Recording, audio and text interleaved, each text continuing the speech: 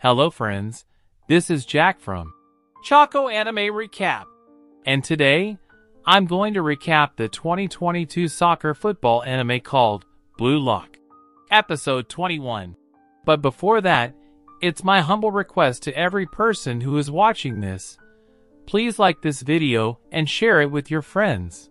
As Andri watches Nagi's fake volley play against Rin, she calls it amazing and believes that it was a miracle. Ego states that if she finds this miraculous, then it shows how average she is. Hearing his words, Andri gets angry and states that this was a top-drawer play and they cannot produce this kind of play again. However, Ego doesn't agree to her statement and tells her that miraculous events can be explained and a formula for them awaits at the end of this selection. Isagi is excited that he managed to beat Rin with the help of Nagi. However, he wants to be able to defeat him himself. Seeing this, Bachira gets excited and states that he was waiting for this kind of play. With the score 2-2, Isagi thinks about their strategy.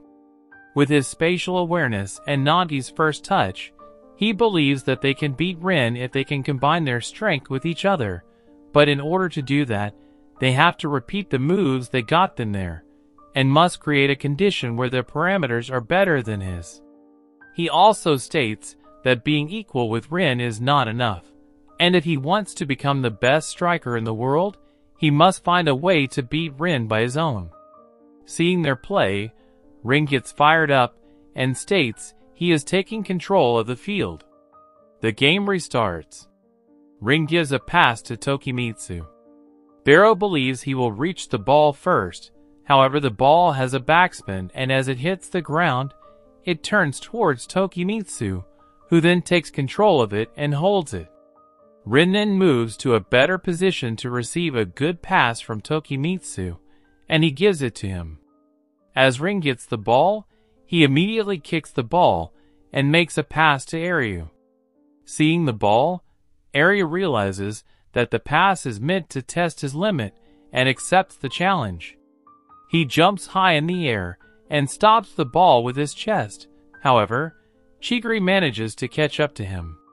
Having no choice, Aryu then passes back to Rin. As he gets the ball, Rin prepares to shoot. Nagi catches up to him and believes that it's a feint and tries baiting it, but Rin does a roulette and passes him. Isagi foresaw that and believes he got one step before Rin. However, Rin states he is 2 steps behind as he had already passed towards Bachira. Seeing this, Isagi realizes that Tokimitsu's physique, Aryu's jump, and even his reading of the field, all were part of Rin's plan, and he used them like puppets. Bachira then shoots and scores a goal, giving his team a lead of 3-2. Team White realizes that they can't use conventional ways to defeat Rin and need to make plays, where he can't keep up even if he sees the logic. Isagi realizes that Rin's play was the same as their first game, and the essence of his soccer is to control people by manipulating their thoughts. But now, he is controlling everyone in the field including his friends and foes. Seeing his incredible talent, Isagi wonders if he can beat a genius like Rin. Rin states that whatever they try on the field, Rin will read it, and in order to break away from his vision of field, we need to use our weapons to the max potential and create a chance so we can outrun him. As the trio heads to the center, Barou is still behind, gazing at them with an anger. As they restart the game, Isagi sees that Bachira and Rin had switched positions. He passes to Chigiri, who tries to use his speed and passes Aryu, but Rin blocks him. Sensing the danger, Chigiri realizes that he cannot pass Rin, so he passes the ball to Nagi. Isagi then waits to get in Bachira's blind spot and quickly changes direction. Seeing that, Nagi gives him a pass immediately and Isagi believes he passed them, but in that moment, Rin appears in front of him.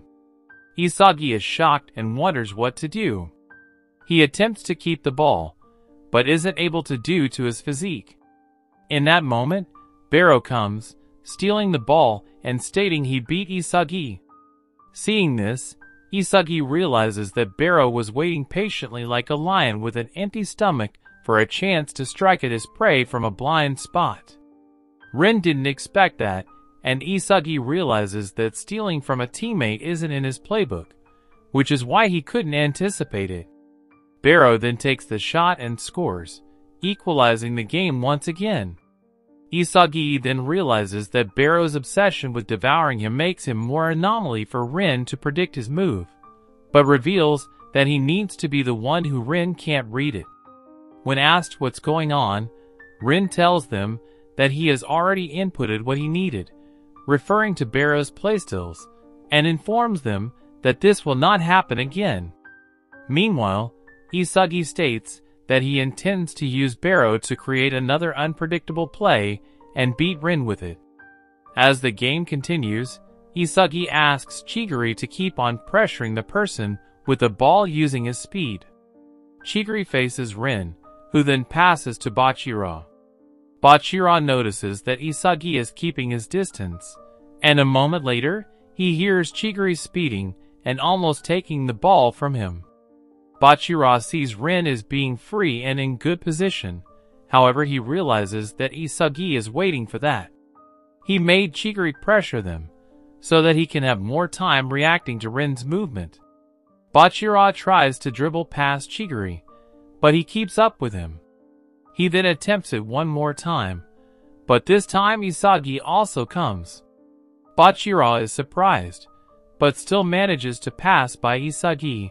However, as Isagi expected, Barou shows up and steals the ball. Bachira then realizes that Isagi used himself to bait Bachira and create a path for Barou to steal the ball. Barou uses a chop feint to free himself from Tokimitsu. However, Rin then waits for him and clears the ball out of the field. Isagi realizes that Rin didn't read the situation, but managed to position himself just in time to stop somehow Barou. Isagi notes that the one who manages to control Barou and the field will win the game. Bachira is impressed that Isagi and Rin are reading each other and manage to compete at such level. As he sees two monsters on the field, Bachira is happy that he is seeing the football he always wanted to play. However, as the game resumes, both Isagi and Rin pass Bachira like he wasn't even there. Bachira realizes that he doesn't exist in their world. Isagi sees that Chigiri and the rest are starting to get tired. If they keep up with this tempo, the quality of everyone's passes and initial movements will be affected, and the one who manages to catch those changes will be able to dominate the final phase of the game. Rin and Tokimitsu start passing to each other, not giving chance for Chigiri to pressure them, and for Isagi to be able to make a decision. As this is a new play from them, Isagi wonders what's so different about it, but then realizes it's all possible thanks to the physique and unlimited stamina of Tokimitsu. Rin then gives a pass to Tokimitsu, who then feels this will open him up to score, but as he gets the ball, Chigiri tackles him, clearing the ball, while Barou tries to hold him down. The referee blows the whistle for a foul, a tackle from behind, and malicious sliding. Barou and Chigiri are receiving yellow cards. The free kick is within Rin's range. Isagi and Chigiri form a wall, and Isagi wonders if he will shoot or pass. Isagi then considers his options. If Rin decides to pass, he needs to quickly move to the left to help Nagi against Bachira and Ryu. Isagi knows that if he jumps, he will be slow to react to an eventual pass. Isagi then decides to wait for the moment Rin kicks to decide on what to do. Rin then takes a shot, a topspin shot that goes above Isagi's head and starts dipping from there, and manages to score as Isagi didn't jump. Rin states that Isagi was probably wondering if it will be pass or shot, and that his analysis is so off as this situation never had two options, since his goal was the only choice. Bachira notes that Isagi and Rin are listening to their own egos and scoring goals for themselves. He then wonders why is he playing football, and is it to find a fiend? However, with reasons like that, he realizes he won't be able to catch up to those two. And this brings the anime to an end. Comment for episode 22. Don't forget to like this video and share it with your friends. Also, subscribe to our channel and turn on the notification bell so you never miss out on another video. Until next time, take care.